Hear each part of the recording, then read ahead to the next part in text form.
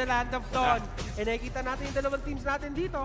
They are just getting their respective buffs. What do you think about the Kagura dito sa ating laban? I think yung Kagura, isang hero na for sure magra-rise sa ating meta ngayon. Should this did well para sa side ng SGD, knowing na si Carl TZ din yung gumagamit dito? Yeah, yun nga yung magandang ano doon eh. Yun nga yung magandang angulo doon, Wolves. Kaya siya nagiging maganda dito kasi si Carl TZ yung gumagamit. Interesting. Sa mga ganyang instances, parang si Carl TZ yung expect mong gagamit ng mga ganyang heroes eh. Because most of the mages here, they usually go for Gusion, they usually go for Esmeralda, but right now, yan yung mga heroes na hindi na masyado napapansin. Pero kapag ka naglagay mo yan sa isang magaling na player, magiging maganda yung performance niya. JP, however, also playing this Gusion, nakita natin during the group stages and kahit naman sa ibang mga tournaments na sinasalihan dito ng Sunsparks, napakalupit ng Gusion ni JP. Tingnan natin kung paano niya i-utilize to. By the way, you have, kung saan will pull yourself together, mukhang ma-arrival nga yata yung trip nila dito. And then they will try to go for the turtle this time. And Kripsu, they're just controlling the middle lane. And look how Sunsparks deal with this turtle. Habang nangyayari lahat yon, nakikipagkulitan sila sa mid. They're not letting anyone see their plans. Dito naikot sa may gitna. Hurricane Dance! Nagkahulihan! First blood ng ating comes Genji. MP. May arrival to, so medyo mabilis kasi yata kaso wala siyang kahabutan. Unfortunately, hindi pa siya level 4, so wala siya nung kanyang penalty zone. Didn't matter, wala silang makukuha exchange doon, and this could be a push for Sunsparks. I don't think that SGD Omega should overstay dito sa my bottom lane.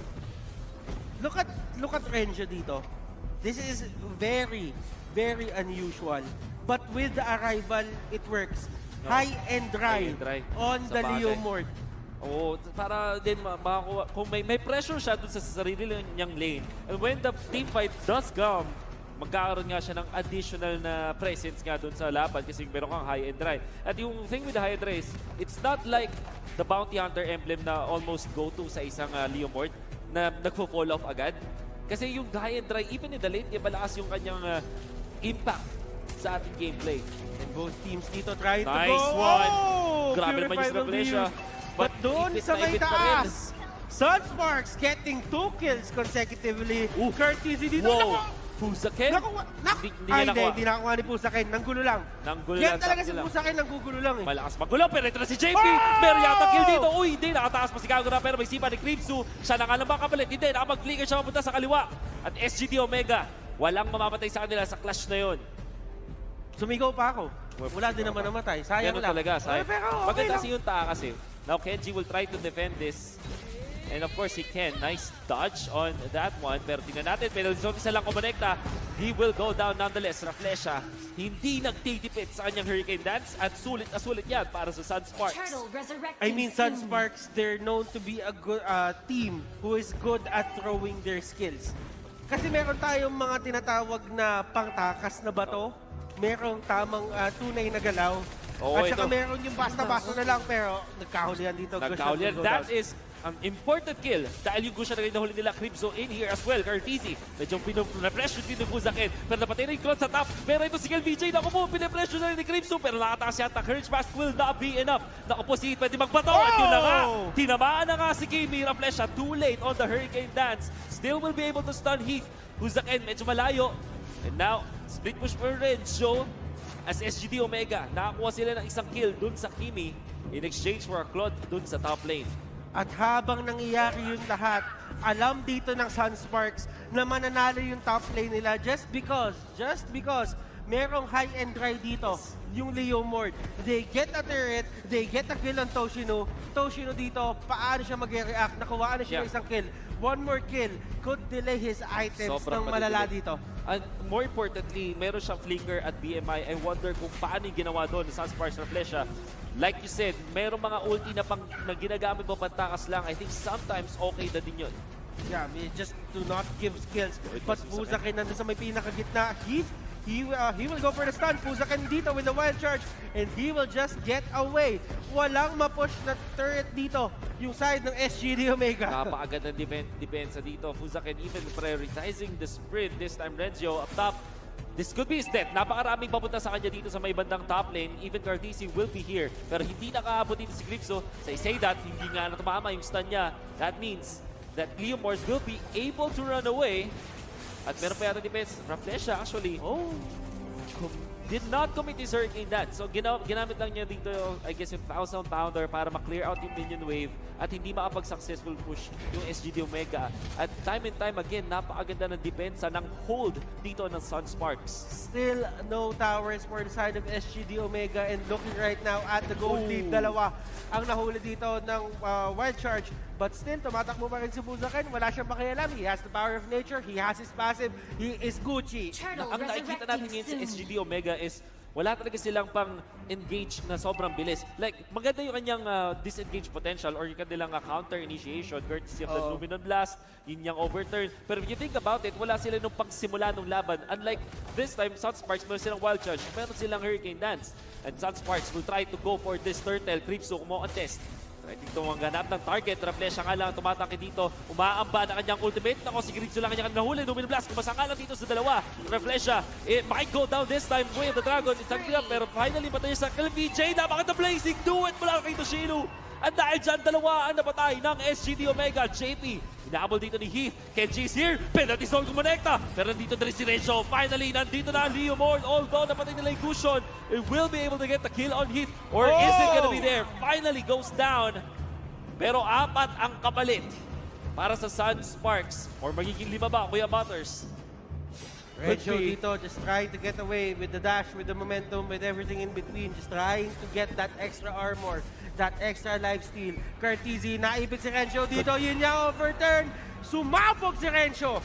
Turtle has been taken by SGD as well. Napakagandang swing naman nun para sa kanilang team. Now, na-even up na nila yung mga tore. Tigtatlo na silang tore ngayon. All of a sudden, Kuya Butters, not only that, lamang na sila sa momentum at sa network. Momentum at sa net worth. Cripso dito. Masyado makulit eh. Makulit. Makulit lang.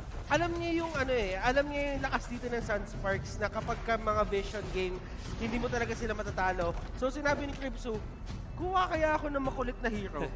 Draftan nyo kaya ako makulit na hero, tapos papasukin ko lahat ng brush nila para makapagbigay ako ng vision sa inyo. Yun na yung ginagawa niya dito. Only a few teams ang nakapag-pull off ng isang show na tank kayo. No? Parang hindi na siya ganun ka-famous. Even when it's useful pa rin. Pero in professional matches kasi, ang dali na niyang on-raid at basahin. Ito na nga, si Gripso, 4 yun na kanya nakita dito. Ang ganda way of the Dragon para kay JP. And the first down is real. Patay ka nila dito yung cushion. Ano ang paalam dito ng SG Omega? Dito na si Toshino. Art of Thievery, ginamit na. Nag-courage master sila dito pero hindi na sila tutuloy. Okay na sila sa isang kill sa napaka-importanting hero na si JP on that cushion.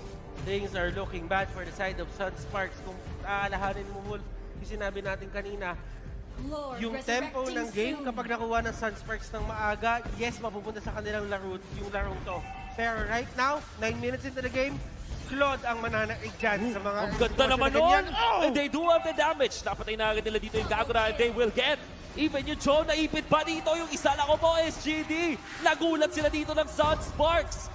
3 ang kanilang napatumba papunta ngayon dito sa Lord and they do have the Mage Killer. So kaya nila itong kunin. Toshino nakaabang. Nakita nga lang ni Raflesha dito. Art of Thievery, JP as well in here. Kontra Raflesha at yung kanyang regen. Sobrang daling tinangke at nakuha pa nila yung Lord. Wow, Sunsparks. Saan nang galing yun?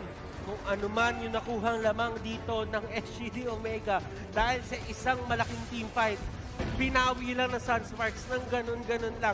And right now, the Lord is out. Are we gonna see arrivals on the Lord just to get extra, sabihin natin, extra tankiness on that unit? Tatandaan natin, hindi po pwedeng mag-arrival sa Lord na nandun pa sa pit. Pero kapag kaalay mo na siya, pagka sa inyo na siya, pwede mo siya gamitan ng arrival. So, one thing that you have to take note is, pinakita ni Renzo na malakas talaga ang Leomord as long as yung mga situation ay nasa kanyang pabor. E nakita natin kanina dun sa burst down nila sa Kagura, isang combo lang yung kinailangan nila para mapatay agad si Cartesi. Was enough. This time, nakakuha pa sila ng additional na tore. Bottom, pinoprotektahan ng konti ni Grok yung Lord. Samantala, dito sa may batang kaliwa, nagnanakaw lang ng buff yung Sunsparks. In comes Buzakin, nag-zone out lang dito. Napabilis matunan ng Torre mula sa Kimi. Sunsparks will get that one. Sa bottom lane naman, may depensa yata dito ang SGD. Ang ganda ng pinapakita dito na depensa din ng SGD Omega. Kumbaga nakalagang na-set up nila yung mga sarili nila na huwag mapitas at huwag mahuli. But at the same time, hanggang kailan tatagal to? Kasi kung iisipin mo, meron kayong marksman na kailangan lumabas ng jungle at mag-farm. I can't feel yet yung impact dito ng ating Claude. Well, can't blame him. Medyo maaga pa rin talaga. And we know na yung power spike ng Sunsparks dito, napakataas na kanilang power level at this point. 11 minutes in. Ito yung tatawag natin gateway from the mid-game to the late game. At alam natin na ang Sunsparks, nasa kanila yung strength, yung power spike sa moment na yun. Okay, so right now, ito din yung medyo naging limited na rin ngayon yung mga tanks ng SGD Omega. Kasi kung papansinin mo, these tanks or these frontliners are all about counter initiation. Kumbaga si Crypso lang talaga yung huhuli dito, tapos if ever may gusto man tumulong sa nahuli ni Crypso, ang gagawin, penalty zone yung tatama, siya ka Luminous Blast yung tatama. Yeah. It's either of the two. But right now, yung Sunsparks kasi, they have the tankiness, they have the damage, so hindi kailangan ganun katagal yung laban para padaan pa sa penalty zone at sa Luminous Blast. Exactly. Nakita niyo yung mga items ngayon ng mga players natin. You have the Shadow Mask for the Akai. Genius one already para sa ating Gushon on top of the Calamity Reapers, the one. And you also have the Blade of Despair and Winter Protection para sa ating team. Interestingly, Shadow Mask will be used. Ito na nga nag-conceal. Ay, very important.